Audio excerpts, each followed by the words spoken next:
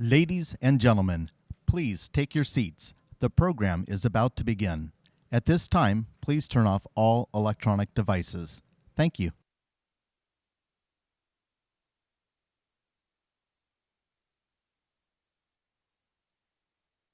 Ladies and gentlemen, please welcome Congressman Mike Garcia.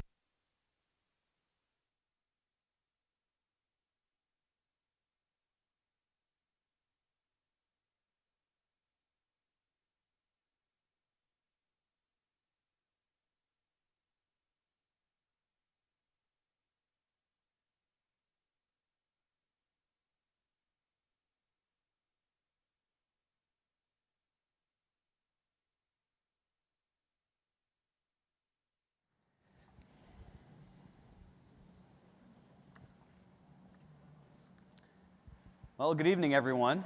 I'm Roger Zakheim, Director of the Reagan Institute. As many of you know, the Institute is home of the Reagan Foundation in Washington, D.C. We're just across Lafayette Park from the White House. And we recently hosted our grand opening, so we are ready for all of you to visit us here or out there in Washington, D.C. Now, as our tradition at the library, in honor of our men and women who defend our freedom around the world, please stand and join me in the Pledge of Allegiance. Pledge allegiance to the flag of the United States of America and to the republic for which it stands, one nation, under God, indivisible, with liberty and justice for all. You may be seated. Before we get started, there are a few people in the audience I'd like to recognize. Our trustee, former Governor of California, Pete Wilson, and his wife, Gail. Welcome.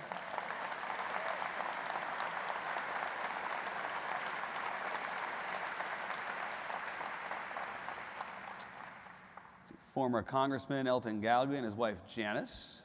I think they're here. Okay. That's not. Matt Jacobs, a former federal prosecutor running for California's 26th congressional district seat, which includes the Reagan Library. Wesley Hallman, a former Air Force fighter pilot who's running for California's 28th congressional district seat. Mayor of Simi Valley, Keith Mashburn. Mayor of Moore Park, Janice Parvin. Simi Valley City Council member Mike Judge. And last, but certainly not least, my boss, Ronald Reagan Presidential Foundation Institute Executive Director John Hybush.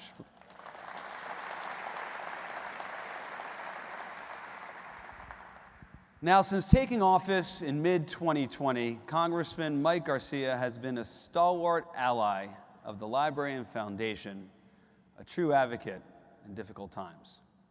Although redistricting will remove the Reagan Library from his congressional district, we will forever be appreciative for his help and support over these last 2 years.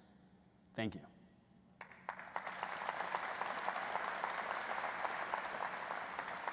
When COVID-19 shut our doors, he was among the first to join our virtual programming. He keynoted our 2020 Veterans Day program and our 30th anniversary celebration. And tonight, we are honored to welcome him back for the Time for Choosing series. Now, the series takes its name from Ronald Reagan's famous 1964 speech that launched a transformative political career. You all know the rest of the history. Today, the Republican Party is facing a time for choosing. Leading up to the midterm elections, ahead of the next presidential race, how will the party choose to define itself? Will it be a party that looks backward? Or, like Ronald Reagan, a party always focused on the future? Since launching this Time for Choosing series, we felt it wouldn't be complete without Congressman Garcia's views and vision. This is a man who did not build his career in politics. He was a highly decorated United States Naval Officer and businessman, a graduate of the United States Naval Academy, and first-generation American citizen. Congressman Garcia flew more than 30 combat missions during Operation Iraqi Freedom. Overall, he accrued more than 1,400 hours of operational flight time over nearly 20 years of active and reserve military service. Congressman, thank you for your service.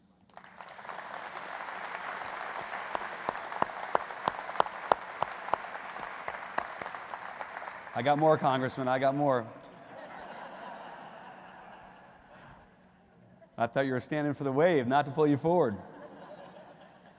Tonight, we have posed to Congressman Garcia the same questions we have asked all our speakers in this series. What should the Republican Party stand for? What issues and ideas will shape the decade to come? What are the Republican philosophies we can all agree on?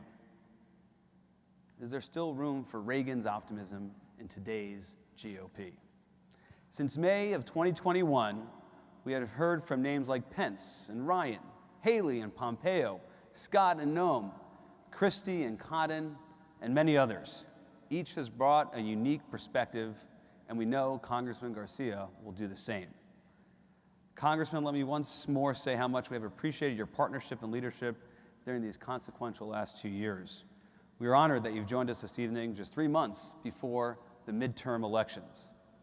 And let me assure you, no matter in what district you find yourself, you will always be welcome home to the Reagan Library.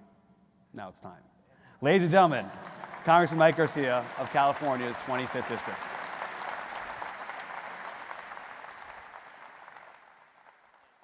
Welcome. I'm so excited to hear this. Thank you. My pleasure. Wow, well, what a tremendous honor. First of all, Roger, thank you for the kind introduction. Thank you all for taking the time this evening, Tuesday night, right? Feels like every day's a Monday where I come from, but I can't thank the foundation enough for the trustees, for the support over the last several years in this fantastic journey that I've been privileged to be a part of. I thank you all. I thank you all for being here. Continuing that support, and we have a lot of work to do. And I first of all want to say I wanted to do this event underneath the F-14 Tomcat just outside, but they advised me that it might be a little warm and we get the free air conditioning in here. So I actually wrote this speech. I write all my speeches myself, but I wrote this speech and dedicate this to my dad, who we laid to rest last week. He passed away. He was an immigrant from Mexico. He came here when he was 9 years old with my grandparents and my aunts and uncles, and he settled down in Fillmore, which is just over that hill, and ultimately lived in the San Fernando Valley just over that hill, and then towards the end of his life he moved to Santa Clarita Valley where we live. And what was interesting is he was a liberal. He was registered as a Democrat, and when it came to politics and policies, we actually didn't agree on much, almost nothing in fact, but we still knew how to have conversations with each other. We still knew how to engage in civil discourse with each other, and obviously in the end we loved each other dearly. And so this is a tribute to him. It's an honor to be back here at the Reagan Library, and not only to be here but to participate in this very respected Time for Choosing series. It's very special to me. The air up here, I don't know if it's just me, but it always feels like it's cooler and cleaner up here in the shadow of Reagan, and I think we need to spend more time. This is our Graceland, and it's been an honor to represent Simi Valley over the last 2 years, and unfortunately, as Roger mentioned, I'll lose Simi Valley in the new map, but we will be spending time. And it's my honor once again to be serving this glorious nation, but in this time in a very special capacity. And I believe that if Armageddon is on, that the good guys should be there to fight for the country and to fight for the good guys.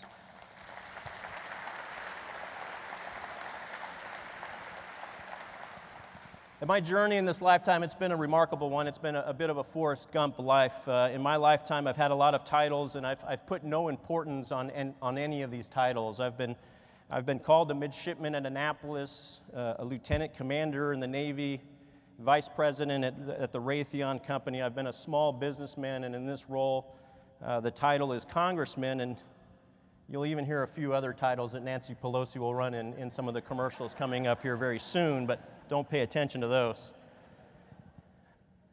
But in the end, if someone's wrapped around titles, I'll show you someone who is going to ultimately fail at their job. And for me, it's not the titles that I care about. To me, the essence of who I am and what I do and what I care about, it stems from being affiliated with just one group.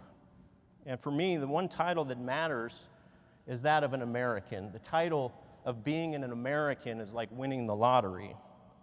Being an American, it's the only secular title that I care about, and even when you don't agree with me, I would still give my life for your liberties and your ability to call yourself a free American. I don't care who you are or what you believe in, I would still put my life on the line for you to be able to enjoy those liberties. And it's the only worldly title that matters.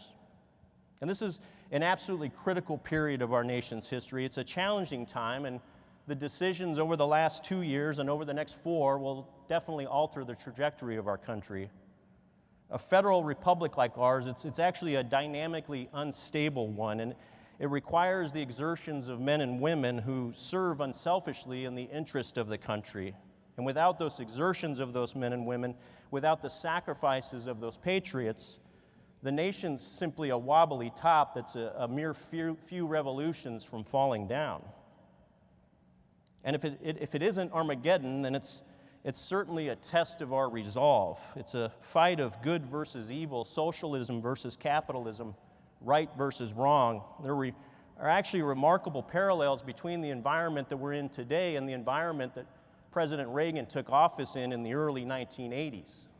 And I'm blessed to be able to serve in this capacity during this era. And my role in this lifetime is to be the best American that I can be, to be a patriot in her service for the purpose of extending this remarkable experiment beyond just 246 years, with the functionality and the true liberties and freedoms that our founding fathers envisioned on day one.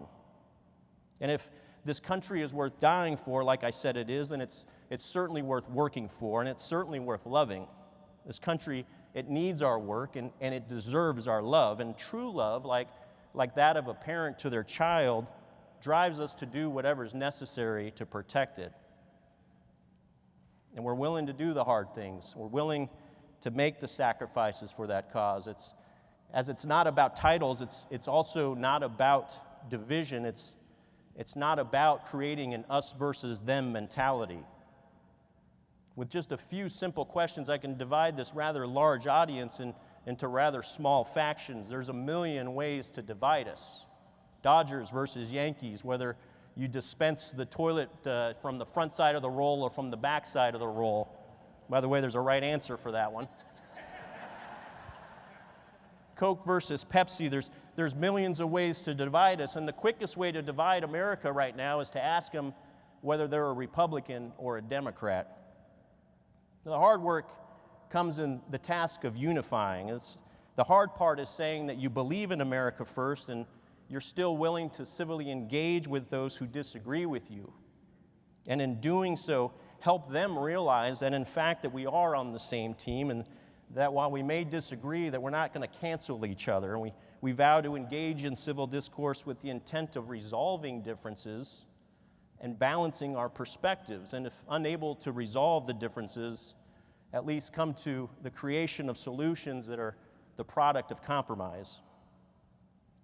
And as we are that shining city on the hill that Reagan called us, it's important to value not just the city and the buildings and the marble and everything that is aesthetically pleasing about this country, but more importantly, we must value the foundation that this country is built upon, and perhaps most importantly, the bedrock that the foundation is built upon. And if the United States itself is the city on the hill, the Constitution is the foundation. But the precepts of the Constitution, the document that we all know, was not simply developed out of thin air, and it wasn't just the product of providences or amazing coincidences. Instead, the Constitution and as well as its precursor, the Declaration of Independence, were built upon fundamental principles of liberty that our founding fathers ascribed to. And it's these principles that are the bedrock upon which our foundational documents were written. And it's these principles, in my opinion, that remain timeless and relevant today. They represent the unheard echoes of citizens through the caverns of time and geography who have fallen victim to tyrants since the beginning of man and government.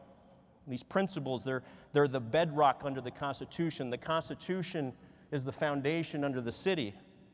But the principles, there's only real 4 groups of them. I'll talk about them in a second. But first, I think it's important to highlight the fact that our founding fathers, they didn't agree on everything. Like citizens and leaders today, they actually didn't agree on much, far from it. But they did agree on these fundamental, what they called self-evident truths. They reference it in the crafting of the Declaration of Independence as well as in the Constitution. And while they didn't have social media and TV, radio, and many of the vehicles used to polarize us today, they were very much divided on several of the key issues. And these battles over these divisions were very sharp, very passionate, and very personal for them.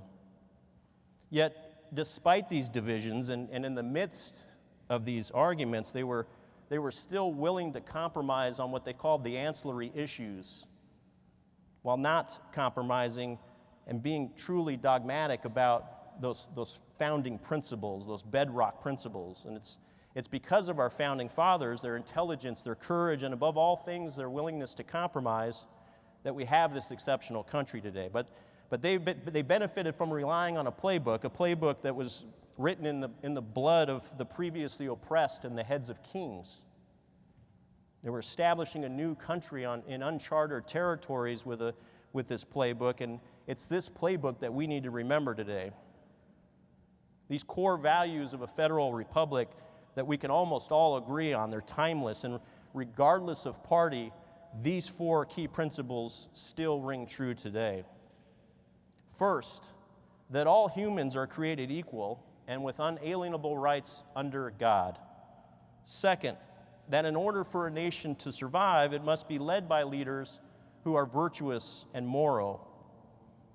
Third, that the power of the government is ultimately vested in the people themselves. And fourth, the function of the government is to protect the individual citizen with adequate checks and balances to prevent the abuse of power. An ironic thing to say in this time and place today.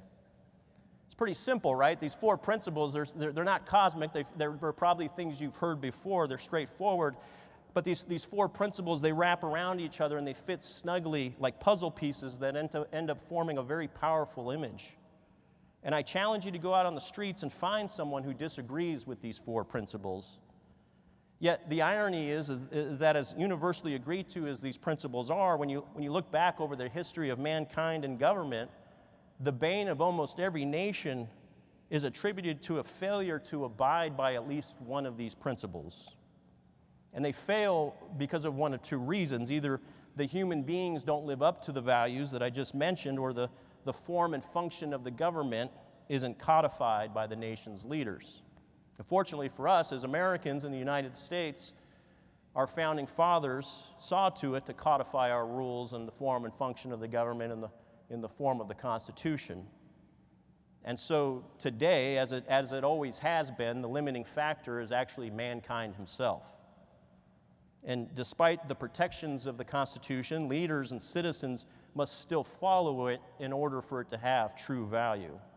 Us frail beings who fail on a daily basis to live in the ideal form of our Creator have a tendency to screw things up when we forget our basic principles, these foundational bedrock principles, and when we forget where we came from. And even more disappointing, we see malevolent actors who also want to change the rules in the Constitution out of their own personal greed, out of their own desire to stay in power or to remove opposition from power. These folks are very dangerous.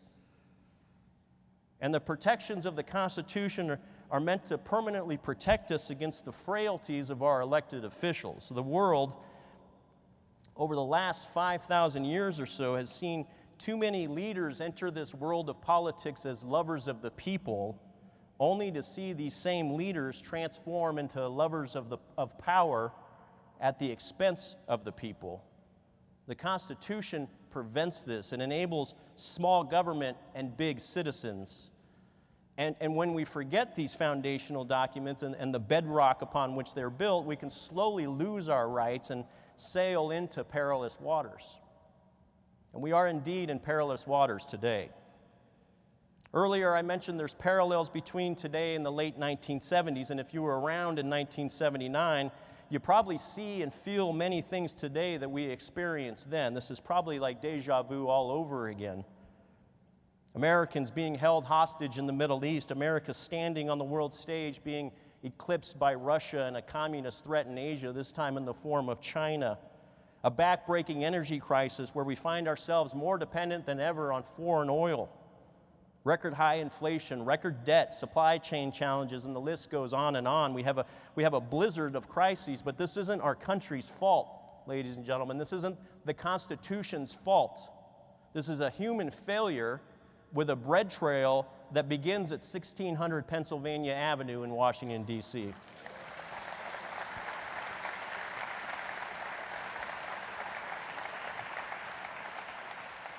This strategy of appeasement and kowtowing to a far left and very progressive agenda is proving again, just like it did in the 70s, to be ineffective. In the span of just 20 months, this administration has now done a decade of damage. But like 1979, there is hope in our future. There's hope if we again build on that bedrock and we again take pride in our nation and take pride in our people. The power should be with the people. But the people and the elected officials, they need to behave more like our founding fathers.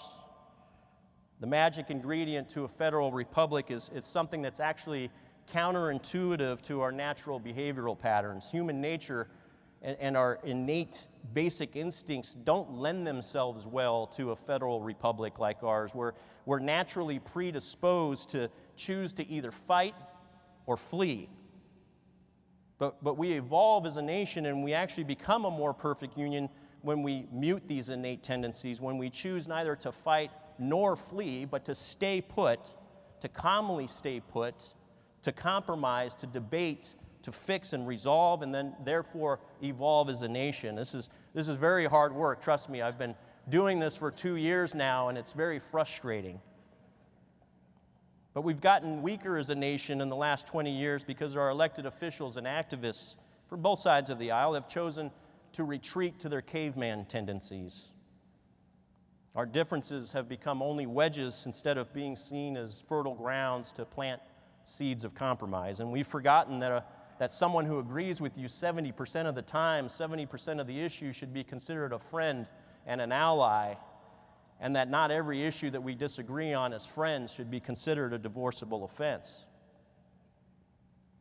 Our nation's diversities, our differences, these are the most critical elements to our exceptionalism. It's this heterogeneous advantage that our nation has over homogeneous superpowers like Russia and China that makes us truly special. And while China has a capacity and a population advantage, and they certainly do, roughly 3 times the size of us, they're building things faster than we can at levels that we can't sustain ourselves. So the quality of their product and the technology of their products actually lags ours. We just need to protect our technology a little bit better. And we may have fewer minds, but we retain an advantage over China because we have the best minds, and it's a product of that diversity. The diversity of thought only makes us stronger, however, if we're willing to actually share our thoughts and be tolerable of the differences, and then negotiate and compromise as needed. In the modern era with social media and media that caters to the tips of the political spectrum for financial gain, this makes work more difficult. And therefore, unifying people in this environment, it is a laborious challenge, but it's as important to the success of the nation as cooking a recipe at the right temperature. Too hot of an environment and we scorch the meal, everyone throws it out. No one wants to be a part of that. And too cold, the yeast never rises and we don't actually get a meal out of this. We need the right amount of friction. We need the right amount of passion, the right amount of heat. And it takes a conscious effort to ensure that these levels are set correctly for the interest of the Constitution and the progress of the nation.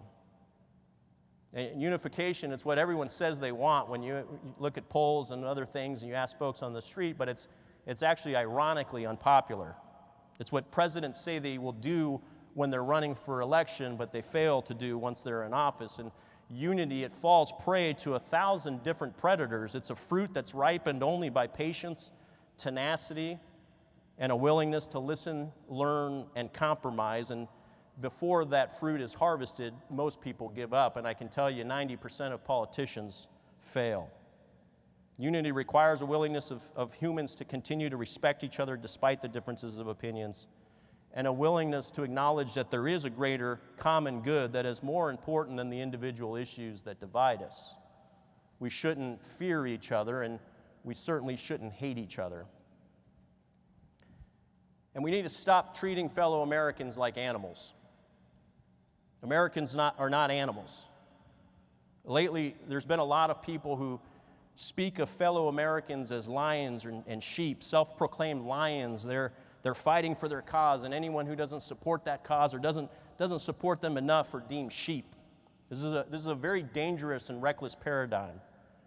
We're all Americans, and Americans with souls and complex brains and even more complex emotions. Americans have a right to act and believe as they choose without fear of retribution or without fear of being ostracized. It's what separates us not only from the animal kingdom, but from other countries on this planet.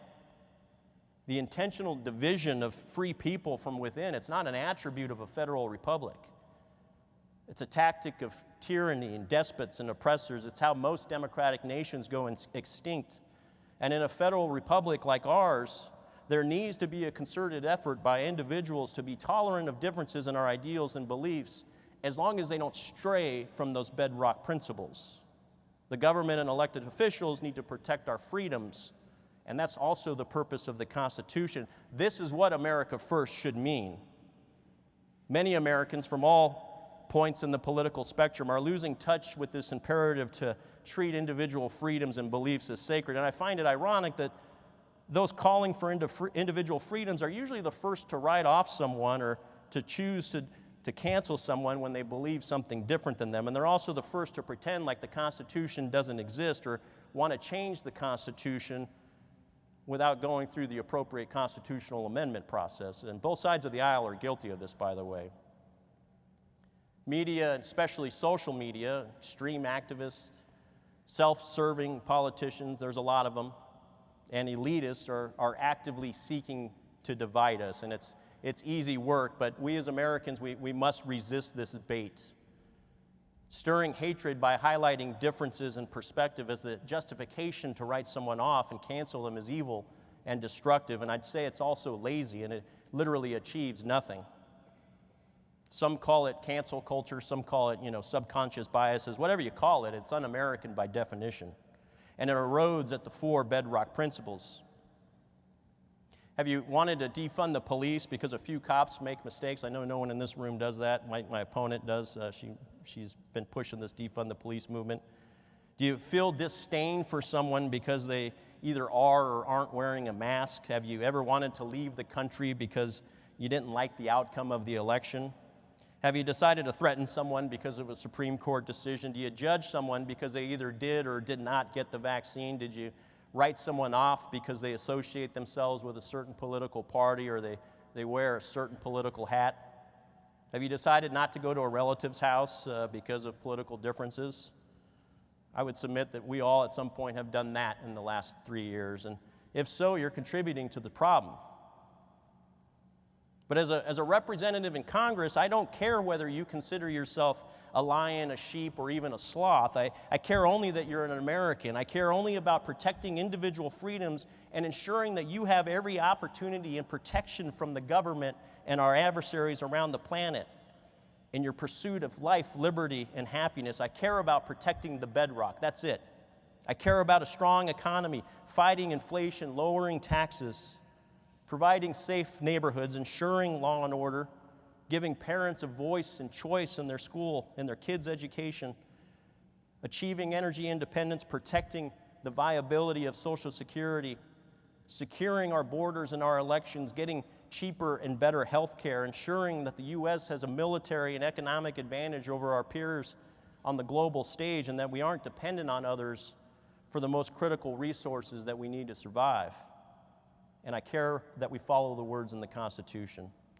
And I'm not alone in these wants. In the end, we're all on the same team. The real threats to this nation are the Chinese Communist Party, Russia, terrorists, socialism, our debt, incompetent and self-serving politicians, and those seeking to marginalize our Constitution. The threats don't care whether we consider ourselves to be lions or sheep, as Democrats or Republicans. They care only that we're divided. They care only that we're made more vulnerable because of this division. And good politicians work for the people and cooperate to fight the threats that I mentioned. And it's these real threats, the foreign and domestic ones, that need to be treated with absolute disdain and prosecuted with extreme prejudice. These threats are the well-fed and aggressive bears just outside of our tent who will do us real harm, and they will kill lions as quickly as they kill sheep. They're attracted to weakness, and they prey on timid, invertebrate nations led by politicians and unqualified leaders who fail to take actions necessary to establish a meaningful deterrence. They feast on appeasers, and they steamroll isolationists. And actually, they blindside isolationists first, and then they steamroll them. So therefore, the truly dangerous threats are the ones elected to office within our own borders, who don't care or aren't qualified for the office, but are convinced that they are and have convinced the voters of the same. And they are the very dangerous elements in our society. The good news is that with good leaders and informed citizens, the sum of our parts is actually more valuable than the sum of our threats, but only when we prioritize the Constitution over our own personal angst and our own personal interests. These threats are what motivated me to put on a flight suit, to put on the steel-tipped shoes, the boots, a helmet, launch off the front end of an aircraft carrier in the middle of the night, in the middle of the ocean, fly combat missions in direct support of our young troops on their ground working their way north. It's these same threats that motivated me to also run for Congress. And while I no longer deploy overseas to ensure our liberties, I will do all I can in this current role. And those who see past the differences, to seek to unite us despite the differences and fight on for all Americans with the mission to preserve the American spirit and directly support the Constitution, are the real patriots. And it's ideal when these real patriots not only vote, but also run for office. I commend you, sir, for making that leap. So we talked about the environment. We talked about our culture right now. But how do we ensure that we prevail? And I believe it's by adhering to a real America First mindset. In today's modern politics, we hear this theme of America First quite frequently, and in my opinion, I think this notion is often being misused or even worse, abused. America First should be just that, America First. Not a political party. I actually think we need weaker parties and stronger leaders. Not a politician or any single human being first. Not a political machine or some mascot of a political affiliation, and not a single activist agenda item first. It should be America First. America First means fighting for a federal republic. We have multiple levels of government with the functions and form of each clearly described and defined within the Constitution, and we have representatives at all levels. A federal republic, it operates according to the will of the majority, while our constitutional provisions protect the rights of the minority and of all citizens. A direct democracy doesn't do that. It only values the will of the majority. It's the downloading of decisions and policies to the lowest level of government that's critical in a federal republic like ours. If it's not explicitly defined in the Constitution as a federal role, then it's downloaded to the states in accordance with the 10th Amendment. Likewise, if the states aren't clearly addressing it, then it should be downloaded to the local levels of government like the counties and cities, where we see better efficiencies and direct representation of the people. And ultimately, all levels of government should strive to keep decisions and power with the people themselves with as little regulation as possible. This is America First. America First means investing in Americanism and not popularism. Americanism is fighting for what's right in accordance with our American ideals, not simply what is popular. It's seeking global and national security and not some isolationism paradigm under this cloak of security. If you put your head in the sand, if you ignore what's going on in the world and don't support our allies, there's not really a problem there. That's isolationism, and it's very dangerous. And sometimes you do have to fight. And sometimes you do have to support your allies, and in doing so, we extend our own American security interests. America First is patriotism and not just nationalism.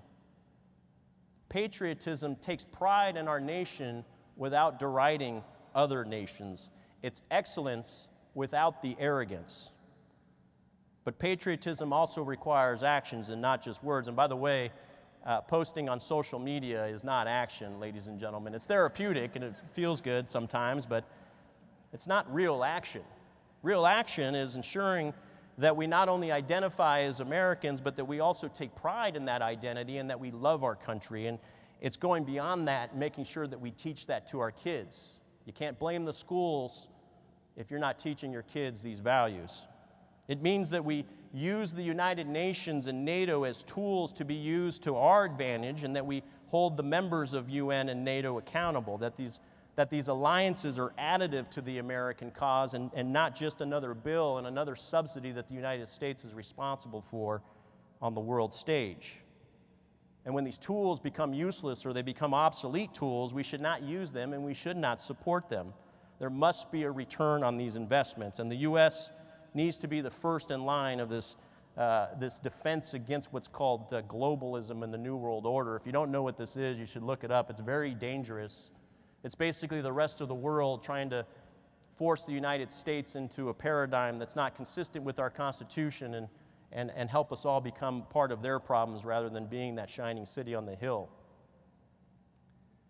America First means committing oneself to principle-based behavior rather than fear-based behavior. To act and vote in accordance with one's values rather than changing one's principles out of fear of peer pressure or out of fear of losing the next election. The irony is that when elected officials vote and behave out of fear and without alignment to their core values, they typically end up losing the next election because they're trying to become someone that they're not. This is why we see so many shifts in power in Congress, especially in the House of Representatives. This is why we will see such a shift this November, by the way. When you abuse the majority, you lose the majority. America First, it means committing to the Constitution. And if we seek to amend the Constitution, that we do so through the appropriate constitutional amendment process, the same process that's yielded 27 amendments to the Constitution since we adopted it 233 years ago. In my opinion, there's still room for enhancements and improvements in this living and breathing document. This is why I support bills that will bring to a vote a balanced budget amendment. This is why I support bills that will bring to a vote term limits for Congress. Congress shouldn't be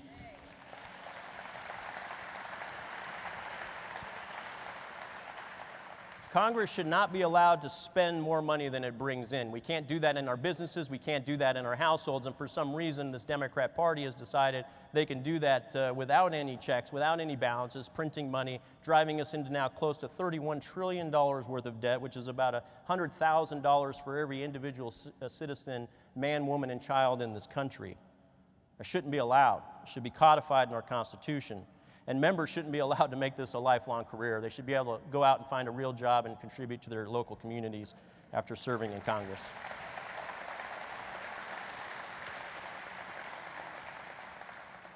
America First means equality for all, not equity, okay? And there's a very important difference.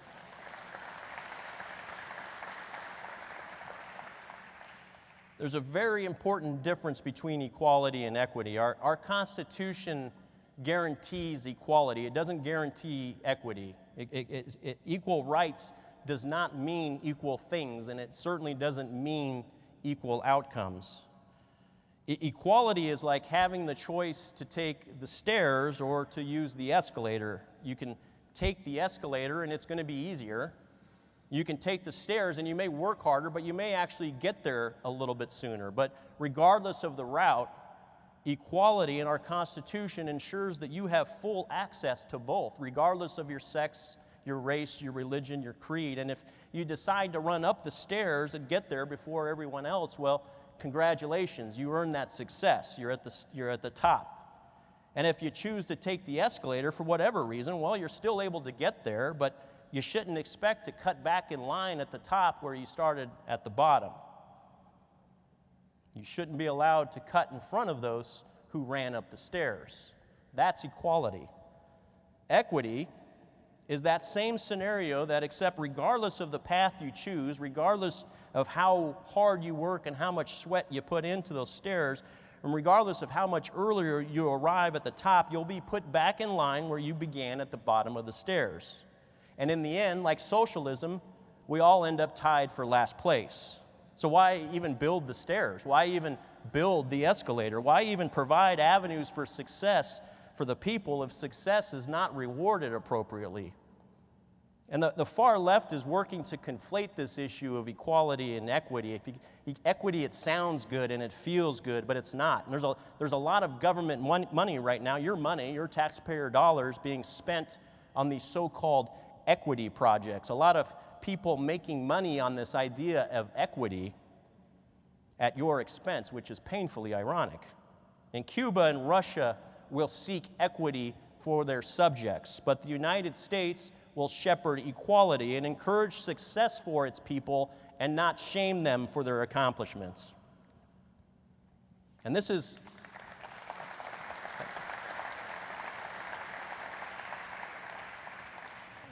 my role, this is my responsibility to be a true America First leader, not to sacrifice the bedrock principles, but to convince those who disagree with them to understand the values of these principles, and to convince those who do agree with these principles to act accordingly. And there's a lot of people that say they agree with the principles, but then they don't act accordingly. If you're the President of the United States, and you believe, as I do, in that fourth bedrock principle that the function of government is to protect the individual citizen, then how can you support things that literally put individual Americans in harm's way? How can you support an open border that enables the illegal import of fentanyl that kills hundreds of thousands of Americans between the age of 13 and 45 each year? How can you knowingly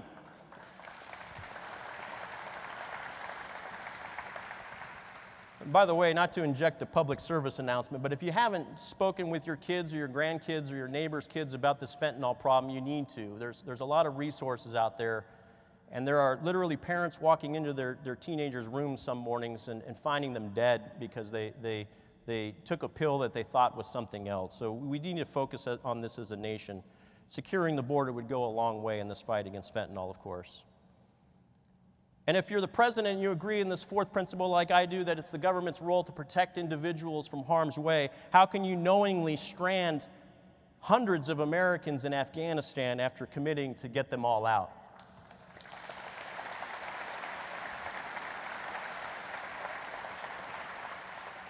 In my office, on my official side, we made a very difficult decision that I'm very proud of back about a year ago now, almost a year ago today. And as things were hitting the fan in Afghanistan and we saw the failures of this administration and this cabinet, I talked to my district director at the time, and he was a former Navy enlisted military officer or military personnel MP, reservist. And we still knew a lot of people in Afghanistan. We made the decision to effectively stand up an operations center in his home and in our office to help Americans get out of Afghanistan. And despite the headwinds that we were getting from our own State Department and this administration, our office was successful in getting 116 Americans as well as SIV partners.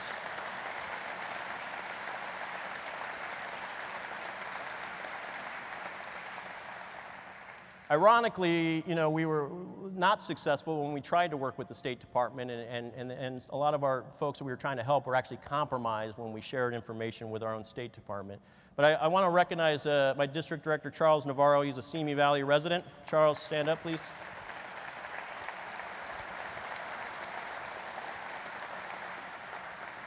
You know, when you run for Congress, people always ask you what it's like, and when you have people call you out of the blue you've never talked to and thank you for saving their life on the heels of that, you realize it was all worth it, and it's an honor to help them. So, by the way, there are still more than 100 Americans still stranded in Afghanistan. That's not hyperbole. And so if you're the president and you believe in that fourth principle, as I do, that it's the government's role to protect the individual from harm, how can you dissolve the China initiative just this past February at the Department of Justice when China remains our single biggest threat? China now has killed more than 6 million people with this COVID virus. They've committed the largest genocide, and they continue to do so, that the planet has seen since World War II. And they're stealing American intellectual property at the rate of $400 to $600 billion a year, yet this administration, this president, decided to dissolve what's called the China Initiative at the DOJ, which was ultimately chartered to fight this type of intellectual property theft. It was very successful, but they just dissolved it. And I've been personally working and aggressively writing letters to this White House on all of these issues to try to say, hey, I know you're doing this, but what about doing this instead? And some people make fun of it because they say, hey, you're writing letters to the White House, no one's going to read them. And that may be true. I don't think that they are. But there's always a glimmer of hope, at least, that someone's reading this and informing folks. And during the Afghanistan debacle, we sent letters to the White House and to Blinken and to Austin, begging them to change the operational control to the DOD rather than to the State Department. What we saw start as a diplomatic mission and what was supposed to be a peaceful pullout turned into straight-out war and conflict, and at some point the commander-in-chief should have said, hey, Secretary of Defense Austin, you are now in charge instead of Secretary of State Blinken. This is no longer a diplomatic mission, this is now a military operation. Get all Americans out of there safely. And in the wake of those decisions, or lack thereof, we saw 13 military members killed in that tragic bombing at the gate. And so it's not silly. We need to keep leaning on this president and show him the way, pray for him, and hopefully someone reads those letters. It's amazing to me that not all members of Congress are doing the same. American patriots should be making it rain longer than any of these threats can tread water, and we sure as hell should not be enabling the threats.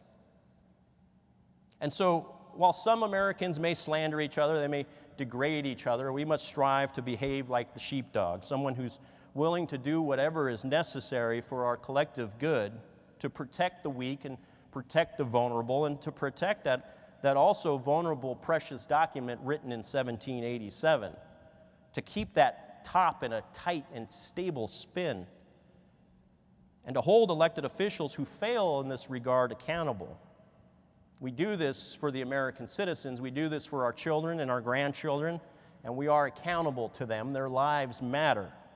American lives matter. American leaders should seek to expand American security and not erode it.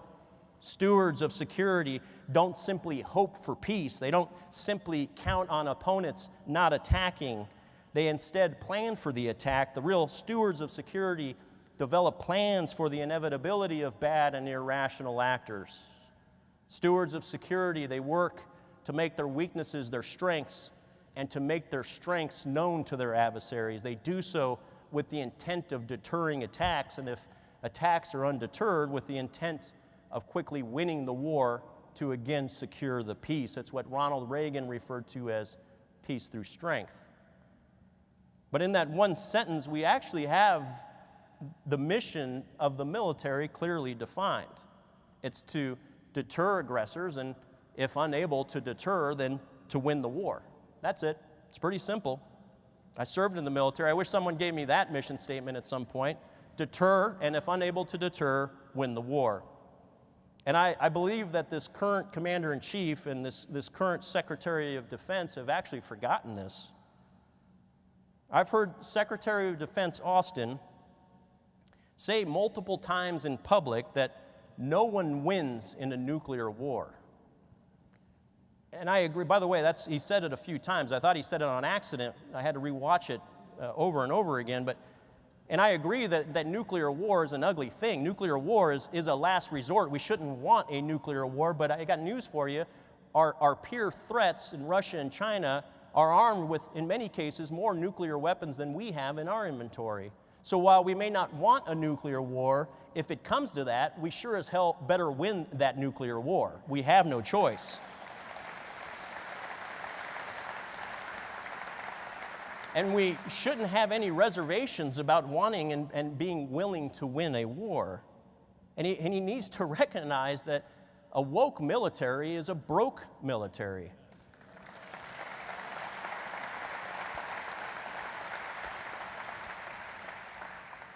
And we're seeing a very disturbing trend at the federal level. It's a familiar one, unfortunately, under this Biden administration that relies on hope and the goodwill of our adversaries. And now, more than ever, we need to reestablish our dominance on the world stage. But the current administration and his cabinet are instead applying this same appeasement and soft on crime mentality that the defund the police movement pushed in our local communities. Except now they're doing it on the international stage and on our southern border. And this puts the United States in a very weakened position relative to Russia, China, and Iran. And it puts American lives at risk at home and abroad.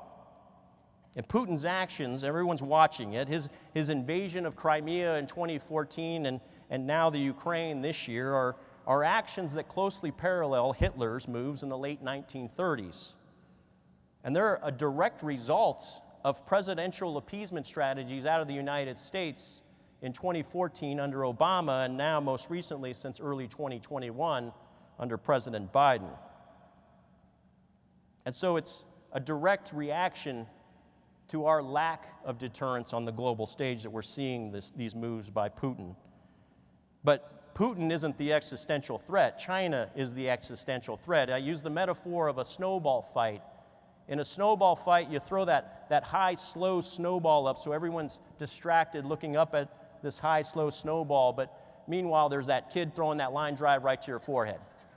Russia's that high, slow snowball. China is that existential threat, that line drive to our forehead that if we don't pay attention to it, it has the capacity to end us. And as painful as the last 20 months have been for the United States on the global stage, our future under this progressive reimagination of national security against China is even more daunting. The Chinese Communist Party under Chairman Xi is the serial killer currently walking our streets freely. He has aspirations of annexing Taiwan just as Putin today annexes major parts of Ukraine. Yet many in DC and many in boardrooms and corporations around the country continue to make money on these joint ventures in China, and they're actually turning a blind eye against the biggest threat to the United States. And our government, it continues to hang its hat on this dated policy from 1979 called the Taiwan Relations Act. If you wonder why President Biden's confused about our strategy, it's because he's not reading the strategy and his cabinet is trying to figure out where this Taiwan Relations Act resides. But this act from 1979 was effectively intentionally ambiguous. It's what they called strategic ambiguity. It didn't require the United States to come to the aid of Taiwan, but it also didn't prevent the United States from coming to the aid of Taiwan in the event of a Chinese invasion. But this agreement from 1979, just like the policies that this president's implementing on his domestic side, is obsolete. In 1979, Taiwan was actually an authoritarian government and had almost no import to the United States in terms of trade relations or technology. And today, it's one of the most thriving democracies in the world. It's our 8th biggest trading partner, and 90% of the semiconductors that we consume in all of our electronics come from Taiwan. And so I think we need to resolve this ambiguity. We need to dissolve this Taiwan Relations Act. And I believe that ambiguity breeds hostility, and that clarity and strength actually breed peace. And I think we need something similar to the Article 5 commitments that we have to our NATO partners with Taiwan. And I would submit that today and for the foreseeable future, Taiwan is actually of more strategic value to the United States than most of our NATO partners are today.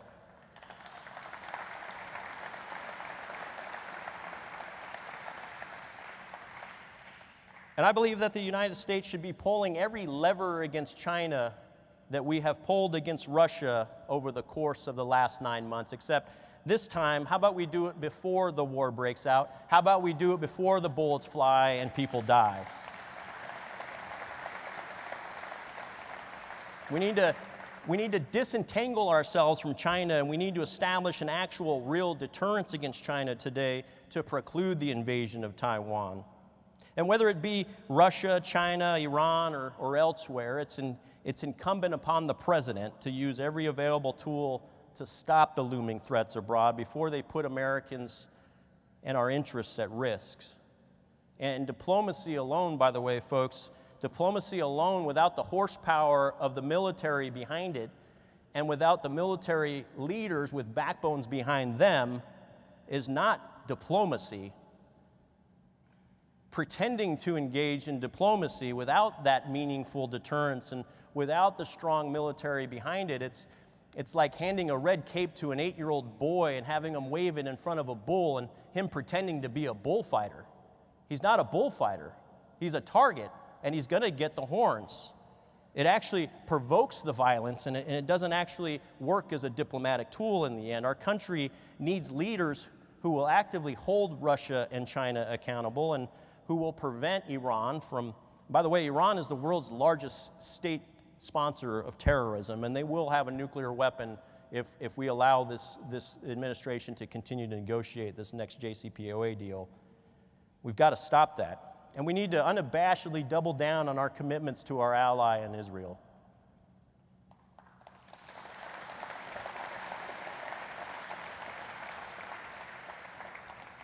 And we've already witnessed the carnage that reimagining public safety reaps in our local communities. And if progressive and naive politicians continue to apply this sort of defund the police mentality and this dream beyond our communities and against our adversaries, we may actually be witnessing the demise of our federal republic. American lives matter. And because of the choices made by the current administration, we now have problems that will take 6 to 8 years to resolve. And so for me personally, I can think of no more important role and no more important mission than once again to be serving our precious but not invincible nation. And our time on this planet is limited. That is a truth. And the way people react to that truth matters. The way people behave matters. Style matters, and the choices they make do matter. Some Americans live their lives each day with the intent to do good and to serve what is right. Whether it's at church, at work, or in their communities, they choose what is right. Some act out of personal gain or selfish reasons. They seek the next promotion, or they seek the almighty dollar at any expense. They choose to serve themselves. And others just get by from one day to the next and focus on how to survive in a world that can at times be very challenging and very overwhelming. And these folks have no choice but to simply survive. But for me personally, well, I've been blessed with a great family, a great upbringing, and I live every day to fulfill one mission. And for me, it's not really a choice. I know the name of the speaker series is called The Time for Choosing, but for me, it's not really a choice. It's more of an innate sense that compels me.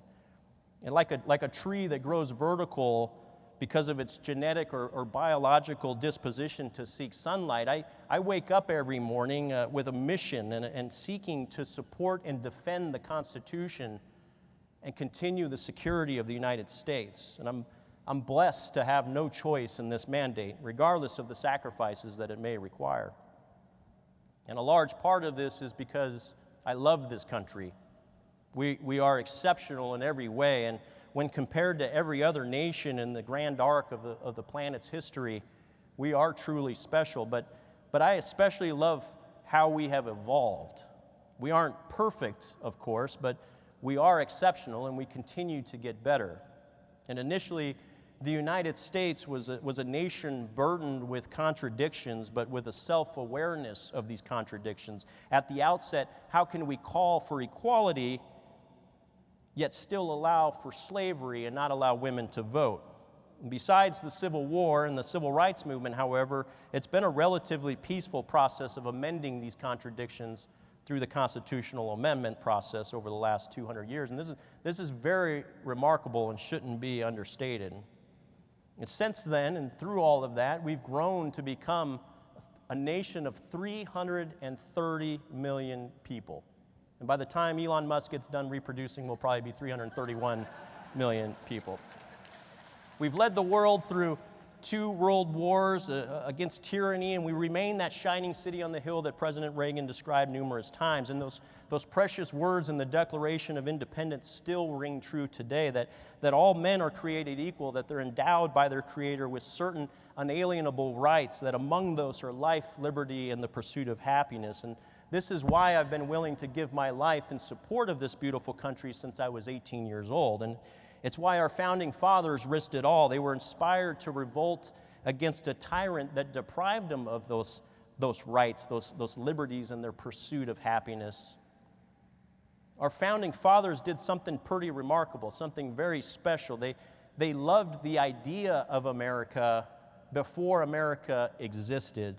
They were patriots of the country before there was even a Star-Spangled Banner. They were inspired to true natural freedoms before there was even a national anthem. And they were willing to fight and die for the precepts of the Constitution before pen was actually put to paper in the writing of the actual Constitution. They put America first before she even had a name. And they were willing to wage a war against a superpower at the time, against all odds, to obtain their independence without knowing how they would prevail. To me, that's the real inspiration. To me, that's the real definition of America first. If our founding fathers can make that commitment for so many generations to come, then we must be willing to do the same. We should all love the United States today as much as our founding fathers loved her before she was born.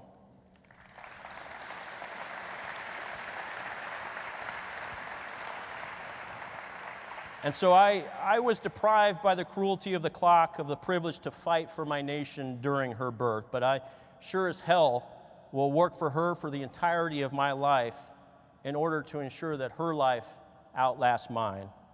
In this, thank you. In this, ladies and gentlemen, we have no choice. No choice but to put America first, to put her first as one nation, under God, indivisible, with liberty and justice for all. Thank you. Thank you. Thank you, guys.